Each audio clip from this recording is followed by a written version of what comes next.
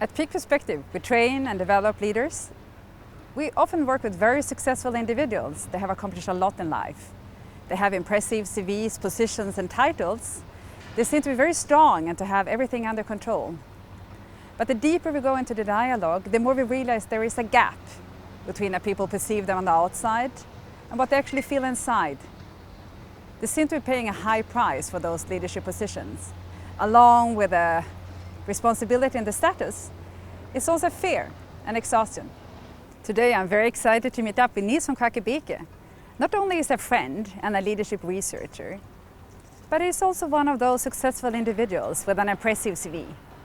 Niels is a psychologist and a professor of organizational behavior and leadership at the Kuhn Logistics University.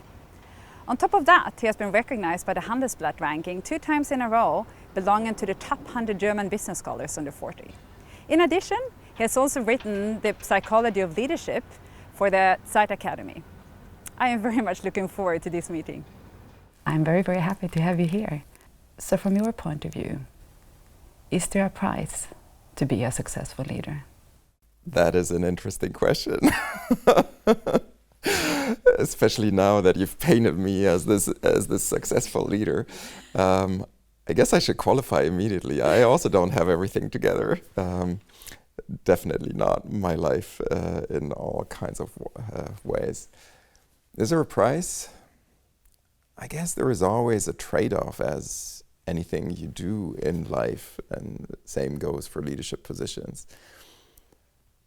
But I think you pay very different prices or engage in very different trade-offs depending how much clarity you have yourself about the role and how you want to execute it.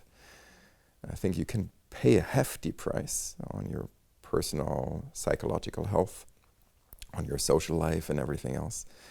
And that's not a good price to pay. Or you pay a price just in the way that you can't engage in everything because suddenly you have more responsibility and you stay up at night. But that's a different type of price you pay, and for instance, one that I'm willing to engage in. Is there a way of avoiding paying that price? Can you do anything? I wish I knew that magic formula for that, but I don't think so. I mean, I personally think you should only become a leader if you care about people, if you like people. And then if people are entrusted to you, there is automatically an extra burden, a responsibility. So what you call a price. And I think that you will pay, but you gladly pay, same as you would do it with children, right? You get children and hopefully you like children, and then there is this added responsibility, but it's one that you've been looking for, and it's good because you like to take care of people. So I think, no, there is no way to avoid that if you care about people. Mm-hmm. That is not to say that all the managers we have actually care about people. I think some managers have a lower regard or not the full-fledged love for people. And so they may find it easier in these roles sometimes. So being more specific, if you look at your life, can you pinpoint anything where you had to pay a price? And what has it done to you? I think we're talking about the leadership roles or managerial roles. The most difficult ones are, the most difficult situations are the ones where you're in a sandwich position. Mm. So you know that there are interests of those that you have to lead or want to lead. There's something that you regard as good from the bottom up. And then there's something that's coming from the top. Certain KPIs that are being delegated down or certain other goals that you have to execute. And then maneuvering in between at least kept me up at certain nights because of the frustration. It's, you see like an inherent logic and you see how it fits together, but not everybody wants to do that. Some put on their blind sides and say, no, this is the agenda from top, we got to execute it as it says, and you're just shaking your head at the idiocy of some of that, and then you try to make do and negotiate and so on, but it's not easy. So what was your survival strategy? You have something? My social contacts. So family, I got 3 kids and a wife and other friends. I think that's healthy. I mean, 3 kids is crazy at home.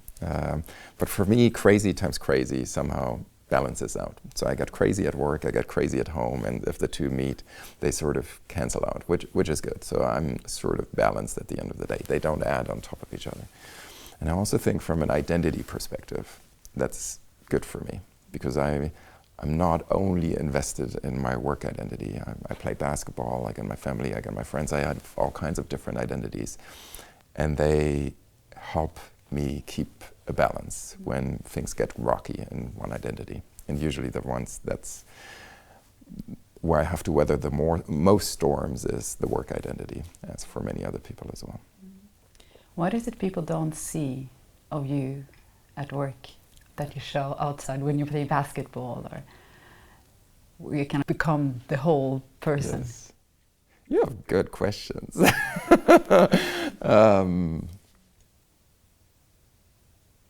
So my knee-jerk answer would be not much, because I bring my whole self to work, and with the ups and downs and the ambivalences that I feel on the inside. And I'm passionate at work, I'm engaged, I love my job, I like this institution, I want to forward it. So no, I feel very much alive at work. So there's not much people don't see of me, for better or worse, right? I think the one where I differ is I'm actually, as a person, I'm more introverted. So I don't need big parties. I'm not the one keeping a conversation going all the time, especially in a bigger group. I'm quite happy sitting at home reading a book or just going to the movies.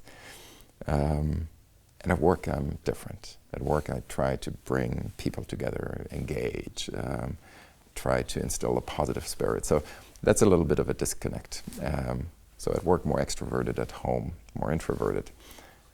But we even have a name for that in science now, which is called ambivert. So I can be one or the other. But that's a disconnect I definitely have between the two worlds. Mm-hmm. I'm glad to talk to the extrovert now.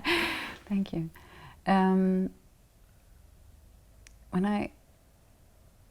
When we work with leaders, I very often see that they're a little bit burdened, but by the need to feel strong or competent, or have this facade in a little bit of I'm under control. And when I talk a bit more with them, I also see that they are a bit afraid of showing the vulnerability. That they think that along with the vulnerability and showing it, they would also show weakness, and that is not really accepted. It would be seen as not a strong or a good leader. What's your perception on this? I think they're right, and they're not. It's both true. I mean, ultimately, we elect leaders or we follow leaders because we hope from them that they provide us with guidance, that they're strong where we are weak, that they're a better version almost of ourselves. That's what we call the romance of leadership, right? We romanticize leaders, and it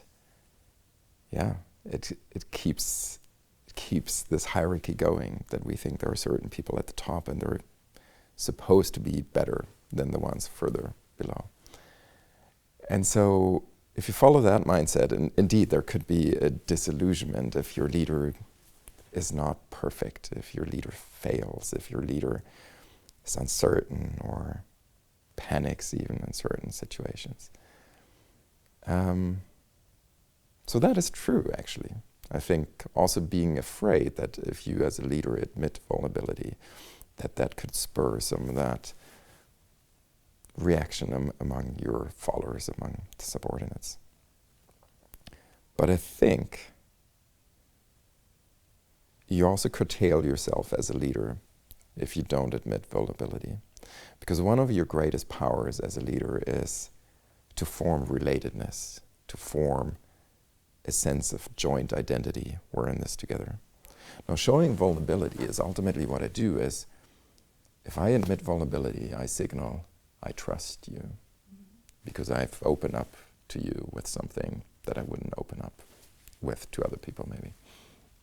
And we humans have a nice dynamic that if I do this, you're not going to abuse me, but instead it's like a gift I've given to you, which you often reciprocate. So you try to help, you try to repay it by also trusting me, and that forms a closer bond. So I think vulnerability can or is often the essence of these types of bonds. We also know this from work. I mean, you hardly bond with your leaders over work, but then you're together, at some conference, or you have some after-work drinks, and you start talking real with each other. And that's when the bonding starts, because you admit certain uncertainties and you show your human side. And vulnerability is one of the most human sides we have. So, yes, I think we romanticize leaders and we want these strong leaders. But at the same time, if they open up, there is also this great opportunity for connection and human bond. So the way how I think we can resolve this conundrum or this dilemma is providing both, in that you can admit failures, panic, negative emotions, things you don't know, and so on. And that is the vulnerability. But then the responsibility is still with you, trying to manage the way forward in terms of the process, not in terms of the content. So if I say, for instance, I don't know, I should really know this, but I don't know. I'm admitting I have absolutely no clue what to do. Let's just take the corona pandemic. I have absolutely no idea. This is an unprecedented event. I have no idea what's going to happen to the company and so on. Now, there are two ways how you can do this. You can say this and just leave it at that and radiate panic. Or you could say, well, same as you. I'm trying to look right now into a crystal ball and mine is not any better than yours. I don't know. And if I tell you something, I'd be lying to you. So I don't want to do this. I think this is going to be tough and I think we need to work through this. So let's work through this. My idea of how we can tackle this is the following, and then you provide some sort of structure, some sort of process, a procedure. And I think that's ultimately what leadership is. It's about the process. You're not supposed to be the expert who knows everything. You're supposed to be a facilitator that brings people together and then weaves a solution out of the expertise and the potential in the room. And you get compliance and buy-in from the different people. But it's not that they need to follow your plan. You just need to chart a way how to get to a plan. And that way I think you can do both. You can admit vulnerability, things that are not as perfect as maybe people would like them to be, or see them in their leader, yet at the same time provide the guidance that we often want from leaders. So if I hear you, it goes along a lot with the topic of responsibility, right? So I take responsibility for my weakness or for my panic. I don't give it to someone else. I'm not living it out and expecting someone to take care of it. I'm just telling it's here and how we move forward, right? So it's the ultimate responsibility in that way. I even take responsibility for my weakness and I have that strength to be responsible for it. I'm not pushing it away, I'm not hiding it, I'm just letting it be there. So I think responsibility in this context is a great word, because that's ultimately what you do as a leader, right? you're entrusted with people, responsibility for people. And part of those people is you, yourself. You also take responsibility for your own failings and things you don't do. Now, covering everything up is not going to get you anywhere. So responsibility means facing it and then dealing with it. And that's why I'm saying, it's more about the process. I think that's often what life is about. There are so many speed bumps, pitfalls, and things we encounter. Now, if we cover them up, I often think we don't really progress. But then we're so busy with covering up that we have hardly any resources left to actually go forward. But if you acknowledge that and then say, okay, I know this, now I can chart a way forward, that actually allows progress. And I think that's what people want. I'm always flabbergasted by leaders also in my executive seminars that think they can sort of bluster their way through, right? Or BS their way through. That's ultimately what they're doing, or think they should be doing. And they think they provide security to their people, but they don't. I mean, we all have this inkling, this intuition when somebody is just BSing us. And that makes us, if anything, less secure with that leader, because we don't know what's going on. We don't know what she or he is covering up. So being frank with yourself and with others actually allows for true followership, which does not come about if you just bluster. So yeah, take responsibility for others, but also for yourself, and then see that responsibility in guiding. Allow me one last metaphor. I know we shouldn't, and definitely the two are different, we shouldn't equate family and business or leadership, but I often see a lot of similarities being a father myself. I mean, with kids, the way how you raise kids, maybe back in the days you portrayed yourself as the perfect father and always had the answers and yeah, didn't admit any type of defeat. But I think modern pedagogy and also the way how I feel is different. I tell my kids where I screwed up in life, also so that they can see I'm a regular human and that they can come to me with their problems or with their failings because they know that I've been there. And if I don't know something, we try to find it out together, right? We Google it together, or we do a little experiment because I don't know, or I forgot what I should have learned at school. I maybe don't know anymore. So it's more about taking responsibility for joint progress and development through whatever type of terrain than thinking you're the one that solves it all. And now on top, and then I shut up, and on top, I think one of the cardinal mistakes that many leaders do is that they think, especially the good ones, the ones with a good heart, that they need to solve it all themselves. Mm-hmm. And so they get task over task over task burdened on their shoulders, and they don't give it to their people because they think they should take care of it. That's the best way. But if you reconstrue yourself and your leadership as the one saying, let's charter the course together, I'm a navigator with you together, or facilitator, then you also allow for more empowerment, that people can actually develop doing the task themselves, which from a psychological health perspective is very good for you, because you disseminate the more operational task and keep the big picture and the responsibility for chartering the course. I'd like to go back to what you said in the beginning, and a word came up, the myth of leadership. So going back to the vulnerability where you said on the one hand side, yes, we should and we need to be vulnerable to be able to work as a role model. And then on the same side, we have that myth of leadership. I have to be strong. I have to be perceived and knowing the way. And I'm using the word myth because it is a myth. We're still living in some kind of romanticized way. And what came up to me as I talked was, perhaps we need leaders sometimes because we're not willing to lead ourselves. Perhaps it's even a question, yeah. If we would have clarity inside us, how much leadership, and of course, we need certain, don't take me wrong, that no leadership is necessary, but if we have clarity inside, perhaps the need for a strong leader guiding the way is less needed, because we have some kind of guidance inside us. Yes. I'm trained to say and not but.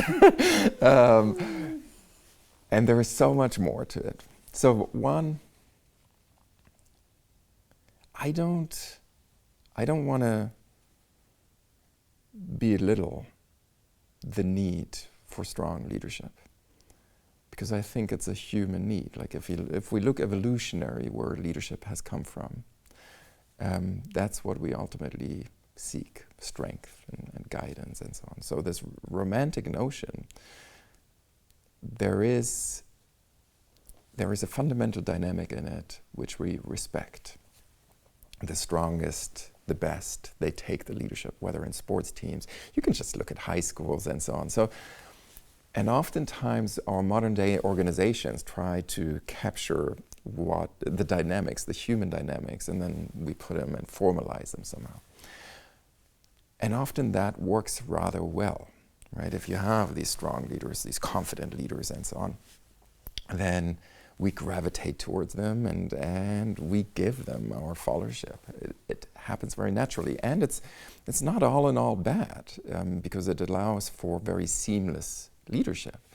So an anecdote in this respect is that if you look at NASA, if NASA sends people up in a space shuttle mission, they gotta dedicate a commander of the mission. Now, they could just put the epaulets on the stars on somebody's shoulder and say, you're the commander. But instead, what they do is they look on the ground, who's the natural leader, and then they dedicate that person to be the space shuttle commander. Why? Because once you're 3,000 kilometers away from Earth and the oxygen tank explodes, you don't want to have a discussion what to do now. You want this one person to look at, and everybody's going to follow her or him in what they're saying. So there is much to be said for strong leadership, because it's evolutionary ingrained, and there are many circumstances where that may make sense. There is much to be said against the disconnect that we often have between what formal hierarchies are put in front of us and what we informally would feel are the right hierarchies. So you would have organizations that dedicate certain people to be leaders or managers, and then the true leaders are actually other people. And if these are disconnected, then we have friction in an organization, and that's not good. So they should be aligned. Again, following that romantic notion, we want to follow certain people. And I give you that, a lot of that stuff that we react upon is doesn't make sense. Like, we like tall people. We have a natural tendency to follow tall people. We like men with very angular faces, masculine faces. We like deep voices, and so on. So these are cues that we process and that then signal leadership. We also like people that talk a lot. So we have something called the Blabber theory of leadership. If someone talks a lot, he or she is more likely to be seen as a leader. Does that all make sense? Mm-hmm. No. But that's the way how groups work. And if you know that that's the dynamic, you should account for it. At least somehow try to be aware of it and see how you deal with it. That's the one answer to your question. The other part is about self-leadership. And indeed, that's a notion I think we're more and more moving into as an enlightened society, where if you have the self-starting, proactive, intrinsically motivated employee, then indeed, that employee doesn't need a whole lot of leadership. If that employee knows what to do, in which circumstances is enabled to do so. And this is a modern notion of leadership where we've moved from more autocratic notions towards something which we now call servant leadership. So, through participative and steward leadership now to servant leader, where the leader ultimately self-construes as being the servant. So not being in charge at the top of the pyramid, but actually holding and supporting, like a good servant, everybody who's around him or her. Meaning you just do your job And whenever you have an issue, I try to anticipate it like a good servant and be there with something else you need, maybe like a new PC or certain support resources, allocation of teams, and so on. That's the servant leadership notion. And indeed, if we think that further, the best way would be that we only have these self-starting people with each other and they almost don't need any leadership. And here are now the caveats. It doesn't work for everybody. For not everybody, work is central in that way, that they would be self-starting at work and proactive. Also, not every work is constructed in that way, that you enjoy it intrinsically and are motivated. There are many tasks that you don't like to do. And if you do this, and other people do it, him and her and they, ultimately the job of a leader is coordination. And if you all perceive yourself as leaders of your own fate, then it needs another skill, how you start communicating with each other in absence of a leader who does the coordination for you. So I'm saying it's a great notion, but it needs a lot of work. And I think everybody who's dabbled in concepts like holacracy and so on, so almost flat hierarchies, knows that it's really hard to establish, and it requires a lot of communication and way of treating each other, which has a lot to do with respect. I also see in my previous work, I worked a lot with young leaders, and I see very often that desire to become a leader one day. I think it also goes for very many students. You want to lead. It's that idea of, then am I successful? And it's interesting to see. Yeah, and I very often tell them that, yeah, go and lead, but make sure you know how to lead yourself before you take that next step. Because you're telling someone else where to go and which road to take. Make sure you know it beforehand. It's kind of that direction, right? It's a little bit. Yes. So again, I have so many answers or so many things popping up in my head to your very good questions.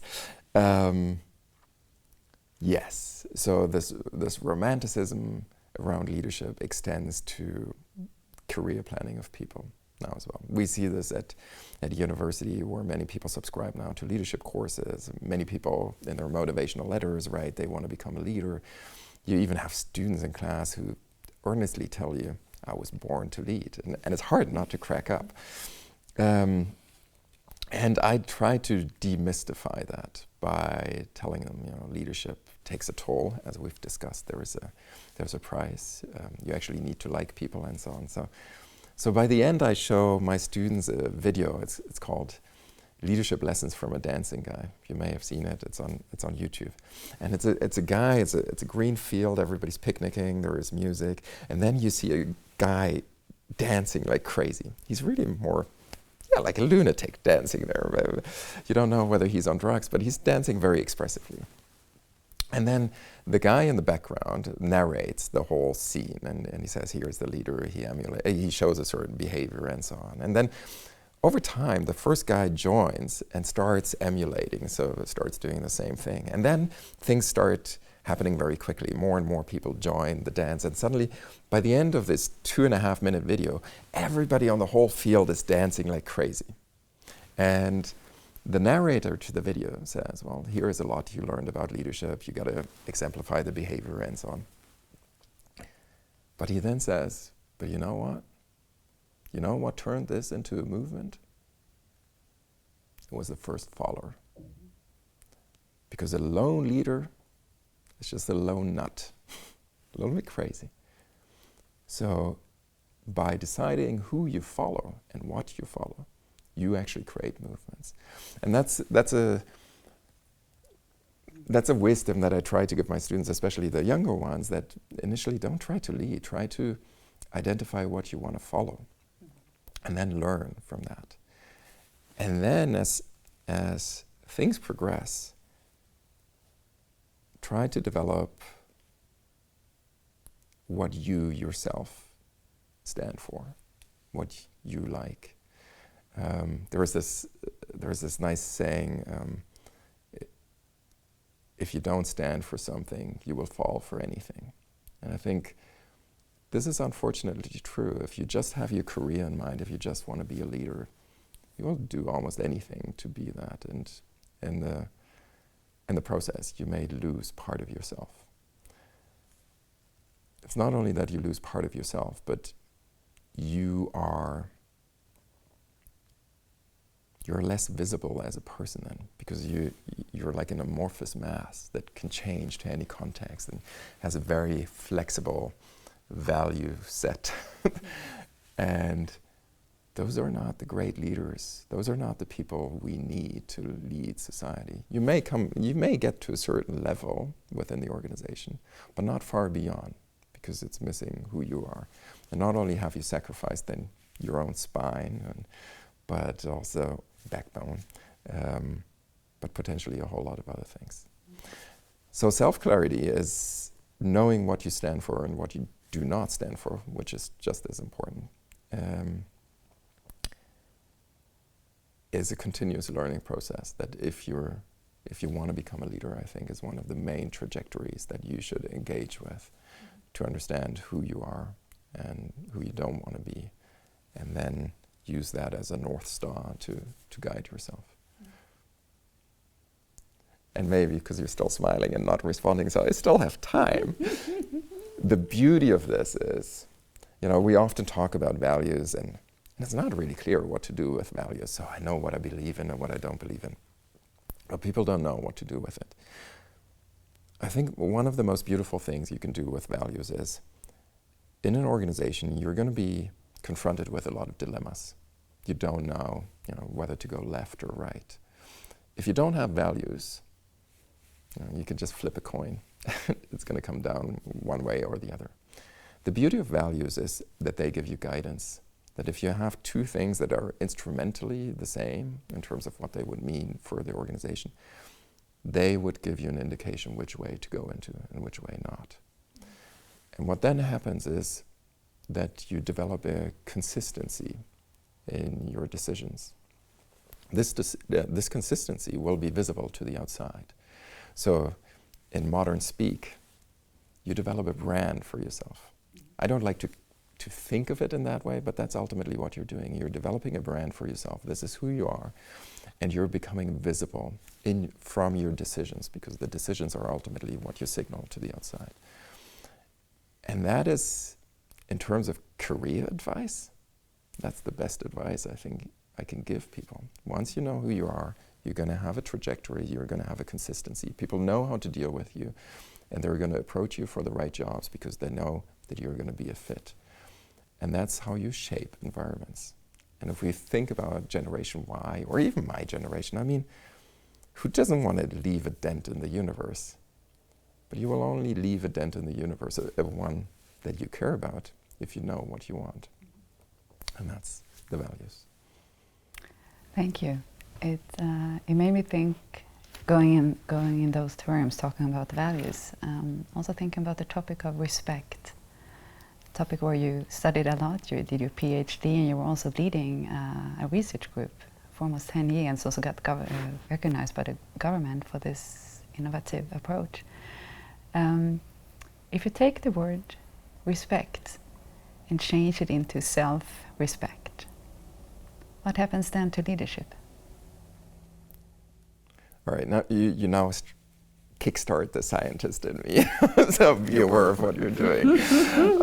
I'll stop you if it gets too academic. All right, so in respect research, we predominantly focus on interpersonal respect. And in interpersonal respect, we differentiate two dimensions.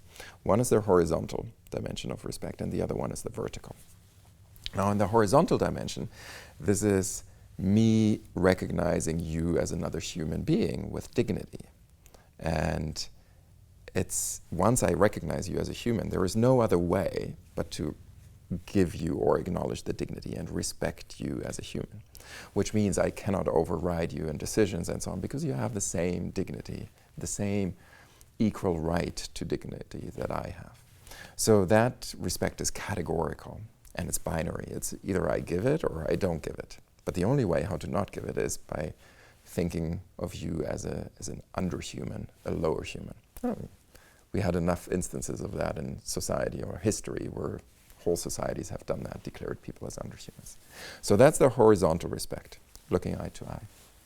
The other type of respect is the vertical respect, and it's for performance or mastery. If you do something or if you're great in something, then I put you on a pedestal. It's like, wow, I look up at you. For me, this is relevant, what you're doing. And then you get influence over me because I put you there. I want to learn from you. And that is a contingent respect. So you need mastery in order for me to give you that respect. And it's more gradual. So these are the two types of forms of respect we differentiate interpersonally. Now the beauty is we can apply these to ourselves. There are two ways how you can look at yourself from a respect perspective. The one is, do you consider and acknowledge your own dignity as a human? Not just, and now we go back to Kant, the philosopher.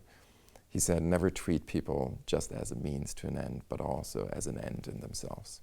So talking about self-respect, do you treat yourself as an end in itself? Or do you only see yourself as having to fulfill other people's needs and wishes, especially at work? So as a manager, do you see yourself only as a cog in the bigger machinery where ultimately you transmit some pressure from the top to those below because that's your job? Or do you actually have an entitlement to the way how you're treated, the way you make decisions that may be independent of the bigger logic of the corporate? And I get back to that. And the other type of respect is this vertical or self-respect, is an evaluative self-respect. So do you consider yourself good in different dimensions? Have you achieved mastery? Are you happy with it? And that is similar to the psychological notion of self-esteem. So do you get self-esteem from different skills you have and so on? Now, I think the latter is often not the big challenge. We often get self-esteem from things we do, especially if you're a leader in organizations. The first, so the former, the horizontal self-respect for dignity, I think that's an interesting point to talk about. Because the core then of that is, if you look at the moral foundations of respect, and also going back to Kant, is autonomy. The realization and responsibility for your own autonomy. You as a human have autonomy. Autonomy means you have control. You have control, you have will, and you can execute on that. And in an organization, I mean, we touched upon it before, it seems almost that parts are trained out of us, that we shouldn't exert too much autonomy because then we put sand into the machinery and things start to grind. We create friction where there shouldn't be. And partly I agree, because we cannot always say, this is what I want and it's different from the collective, so I'm going to go a different way. This is not how society works. This is not how we can treat each other. But it's also partly, you cannot do this for every instance. But there are decisive moments where you should ask yourself, am I still self-respecting? Am I heeding my autonomy? Am I actually taking responsibility for my own autonomy that I have? And that's a dilemma for many, that they find themselves, unfortunately, sometimes in situations where they feel they cannot follow their autonomy. And what are they doing now? And they feel they would risk their career or a good relationship with their superior, and hence wouldn't want to engage in it, and yet they know from the bottom of their heart that it's wrong. They feel it, huh? They feel it, yes. And I think we all feel it in different parts of our lives. I mean, we don't need to restrain it to work. We sometimes have it with friends, where we also say, well, I should have told you that, but I didn't want to risk the relationship. We feel it in our romantic relationships. We feel it generally, where we feel like we just had to do things a certain way, because otherwise we would have hurt ourselves, presumably. And I think that happens a lot of the times. And so the big challenge for anybody, whether a manager or not, is when you feel it, to listen and then to deliberate whether now is not a good time to take action for your own dignity, for your own autonomy. And that's easier said than done. I mean, we can talk about it here on our nice little chairs and philosophize about it. But you're panicking often in these moments because you know you incur risk. If you go against the grain, if you go against the prevalent narrative or what is wanted by everybody else, you're exposing yourself. And it's a big bet because you don't know whether that exposure actually is going to pay off. And if you're instrumentally engaged in your career, as most managers did, I mean, they often had their mindset on making a career as a manager, then they're in the business often of minimizing risks. So they don't do this. Notwithstanding all the great anecdotes that you hear from other people that stood up and it's turned out great, or they quit their job and suddenly they have a great other career. We hear all that, but we don't internalize it as applying to ourselves. So I hear there, I hear a sentence, so it's about the timing. When can I do it? It's not about I cannot do it at all. That's what I hear. Mm-hmm. Okay.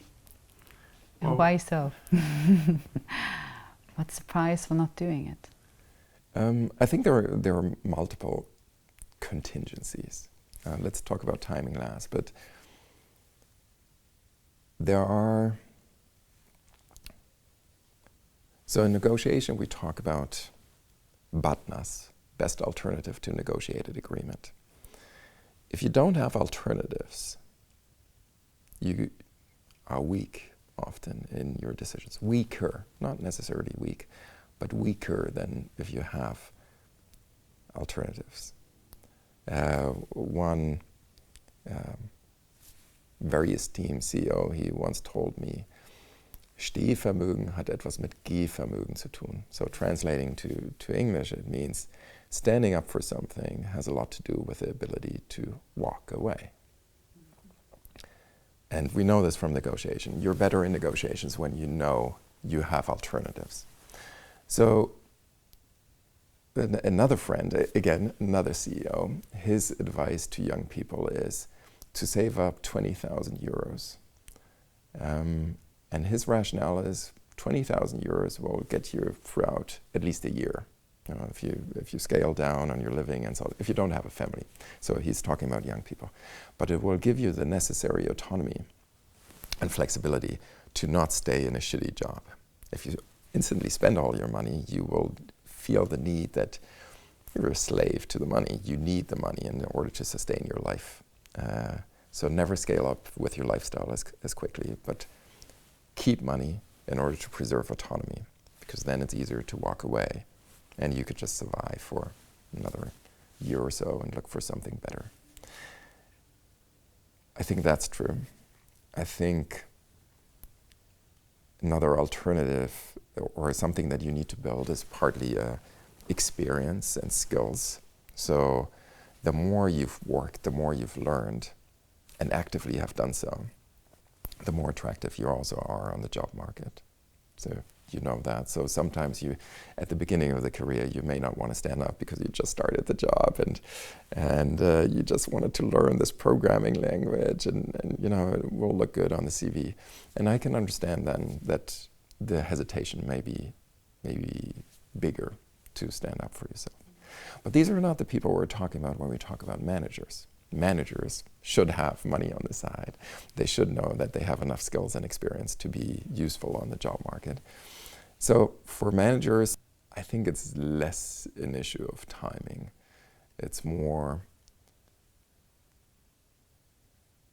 and now we're talking very practically, it's a matter of whether they can control the narrative. Because let's face it, I mean, if you stand up, there's going to be talk, and if you're ultimately going to lose your job, and if that's your first managerial job, then that's going to look bad on a CV without a good narrative. So if you can control the narrative, if you can get a spin on it, then it's certainly more opportune to do it. And I'm talking very instrumentally, right? So this is not this idealistic world, but more the realistic world as I encounter it. So that also means be very careful in which context you operate and how you want to do it. And now we get to something important. Only because you feel something is against your dignity, or you shouldn't do this, and your autonomy dictates you something else, that doesn't mean, first, you're right. You should still acknowledge that you have a different opinion, but maybe you haven't engaged with the other side. And second, it doesn't give you the right to just destroy everything or be very destructive in the process only because you're so fed up with the other side. So also in terms of that process, I would say, if you feel that, engage with the other side. See whether you've really understood the other side and whether it's not just you want to stick up for yourself because you want to stick up. And then if after the vetting you say, no, this is still wrong, I don't want to do this, then the next question is, how do you want to address it? And there are dysfunctional ways of addressing it and functional ones. If you can, and now we get to the timing again, and sometimes whether you can address something more functionally depends on the timing. It depends what your role is in the project. It depends who you have access to. And obviously, functional is always better, not only for your career, I mean, that's also better for your career, but also what we try to achieve for the bigger collective. I mean, if you're not okay with something, I don't think your aim is to just shoot that down. Your aim is to make it better. So if you want to make something better, you need to functionally, constructively engage with it. And that's sometimes a matter of timing and where you are, who you have access to, and so on. So what I hear, on the one end, you have the topic of control. So being in control of the situation, of the narrative, of what's going on. And on the other side, there is pain. How much pain can I accept until I'm willing to lose the control? Temporarily, perhaps. Or am I building up the control and the parallel? We get used to pain, though. Yeah, so that's why I said, yeah.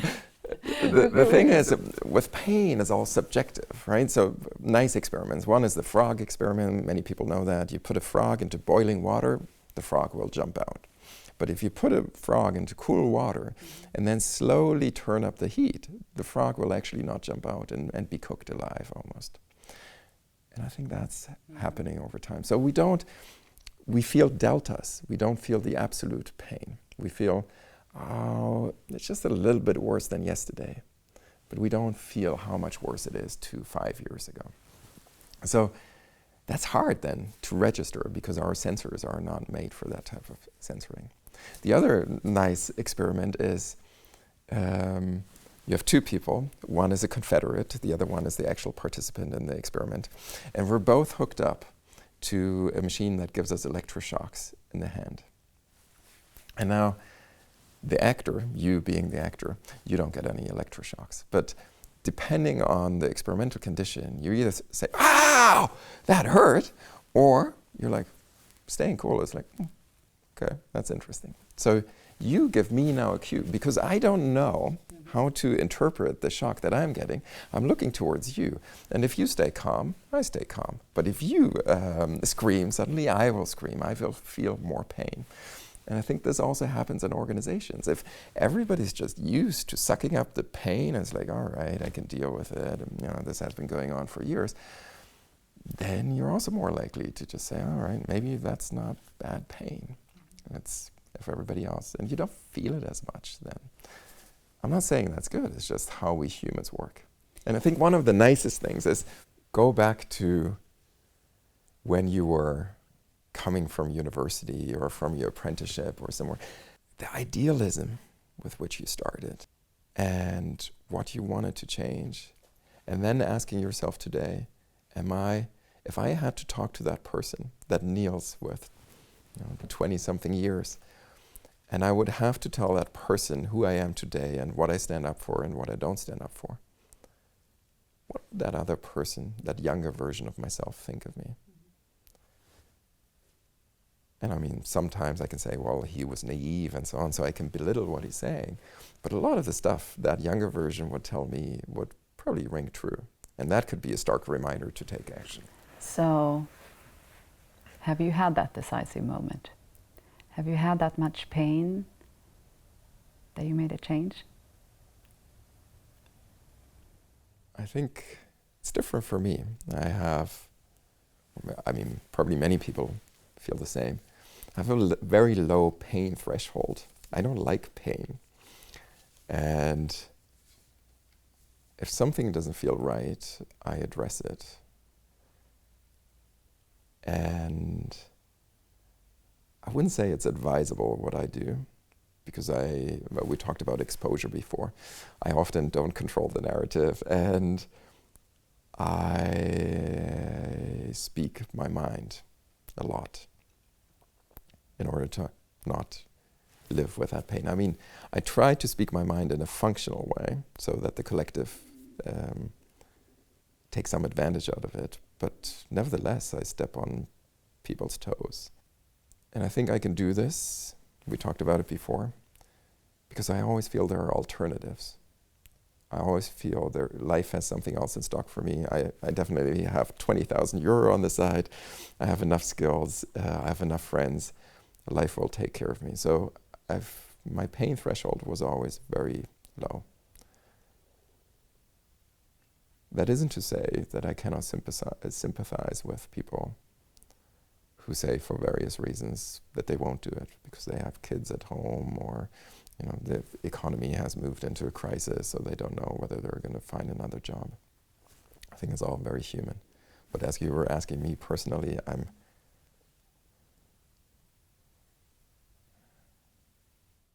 You're smiling. Yes, because I'm corny. So deep down inside, I'm corny. I've grown up with Star Trek. Okay, I need to now get a little bit broader. Star Trek, The Next Generation. So Captain Jean-Luc Picard and so on. And I think most of my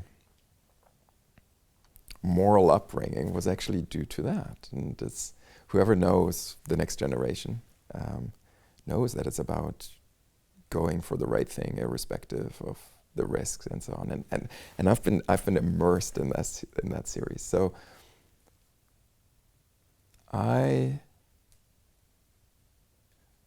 and coming to my corniness side, I want to live a life that's meaningful. I think as most people want. But I don't care so much about the risk. And I think maybe one of the biggest advantages I had in my life is that I didn't have to see my risk not working out for me. So if I had really bad experiences in the past, then maybe I would be more risk averse. But so far, my brazen way of living has worked out. And so at the end of the day, I want to see that I made a positive difference. I don't see us just wanting to survive in civilization and in this world. We want to create something better. And I'm not even thinking about my children. I don't know. I'm agnostic, so but I believe there is, and this goes back to Kant, that there is a responsibility. If you're on this earth, there is a responsibility, and you have autonomy to shape it. And not using it is a waste of a gift that was given to you. And there is a nice exercise you can also do. It's from what is called terror management literature. It's reminding yourself of your own death. And once you do that, what are the important parts? What are the decisions you should have taken? I mean, we all know what people say when they're dying, and it's not about the next career step, how much salary they had, or all the little perks that we usually go after. It's the bigger, meaningful things. So there is a nice saying by Confucius, and he says, all people have two lives. The second starts once you realize that your first one is finite. And it takes a while to realize that, right? You're young, you think you can live forever, and you just chase everything. And you see so many games put out in front of you, and you just want to show the world that you can play these games and that you can succeed in these games. And you take a lot of pride out of that. I've been successful in strategy consulting, I've been successful at a university, I've been successful there. And so you pride yourself until you wake up. And hopefully that's not just your midlife crisis, but hopefully that's something else where you think to yourself, okay, if I know that I'm now 40, I maybe have another half, maybe I've just passed the half of my life, have another half in front of me. What is it that I want to do? And luckily for me, I had these types of thoughts a little bit earlier maybe than others, because I'm as I said, introvert who sits a lot at home and thinks a lot for a very long time already. When I listen to this and that drive, wanting to achieve something, not just sit and wait, but to live life, I also hear there is a risk in doing this. So when doing this, are there moments where you feel vulnerable? When you're out there exposing yourself? I need to frame it differently. And I'm going to start with a quote again. So this is Henry David Thoreau from Walden. And the abbreviated version is, I went to the woods to see if I could not live deliberately and see whether I could not learn what it had to teach before I come to die. So that's the notion that I follow. I think my biggest fear in life is that I don't learn what life has to teach before I come to die. And so if you ask me about what makes me scared, is that, not living life in all its essences. So I don't feel afraid when I do these things, when I take these risks, because I feel that's part of my quest.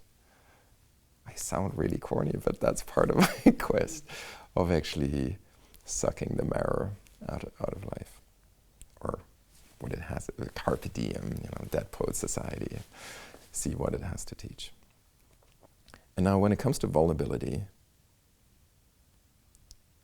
I've come to understand that what some people construe as vulnerability is actually not vulnerability to me. So if I share, it doesn't make me vulnerable, it makes me stronger. Because what it does create are bonds with other people. And these bonds make me stronger, these networks make me stronger. And once you start sharing vulnerability, it's often the dynamic of the situation that the other one also does that. And you start to realize just how crazy life is for people, apart from the surface and the TV series that we paint for the popular audience. But life is just crazy for everyone. Everybody has their little package, their skeletons in the closet, the big fears and so on. And once we understand that there's more of that going around everybody, it's less to be scared of and to feel like you're vulnerable, but it gives you more the feeling that you're connected to the other people because you're the same. I think the moments where I felt the most vulnerable are when I feel I don't have control, when I feel decisions are being made and I'm not heard, my rationale is not followed or whatever. And then I'm vulnerable, because then I feel I'm not the master of my fate anymore. Somebody else is deciding over my fate. And I share that with others, and again, I get in return that happens to a lot of people. And then luckily I have this sense, this internal locus of control, this sense that I can and should take back the reins. And so after processing that, what that means and how much it hurts not being able in control of my life, I try to find ways how I can take back control. So it's agency, if you want to put it in a word. I want to feel agency in my life, and if that's being taken from me, then I feel the most vulnerable. But luckily, there are always ways to take it back and assume agency for yourself. And I think, I mean, I know that I'm in an incredibly fortunate and privileged situation. But everybody I talk to, I also feel they have that agency in them, and just need sometimes this little nudge to do things that they otherwise wouldn't do, but they know are good for them. And once you nudge them, sometimes it turns out this change that they engage in is then actually very good for them and offers another face. I mean, I can give it back to you. You've undergone such changes. What was it at that time? Why? I think it was talking about that pain, realizing I need to change something here. And that inner voice saying there is more than this. And I like to go for more. And perhaps also using the wording of losing control. I sometimes think that we might need to lose control to get bigger control. Perhaps it's also the word comfort zone. But the only way to expand control is to actually let go of something, to allow something new to come in. So I think those moments of, call it in a dramatic way, breakdowns, are necessary for the new build-up. And I think there is a general resistance, which is a very logical and understandable resistance to these small breakdowns, but it might be necessary to expand that. I love that idea. And I think for many processes, it's like that, especially creative processes. If you just keep with it, you often don't get the creative idea. You got to let go, and then an epiphany can happen. I think if we always stay in control, we just have small increments. But if you let go and have sort of a clean slate, you can leapfrog, you can get on a different trajectory, and you can leapfrog a lot. And people don't know this because they have their trajectory and they want to see it continued. And then if they, under the right circumstances, let go of the control and venture into something else, they can not only get onto a different plane, but also have a different trajectory. But they don't see that, they just see this and they're scared. They're scared of this.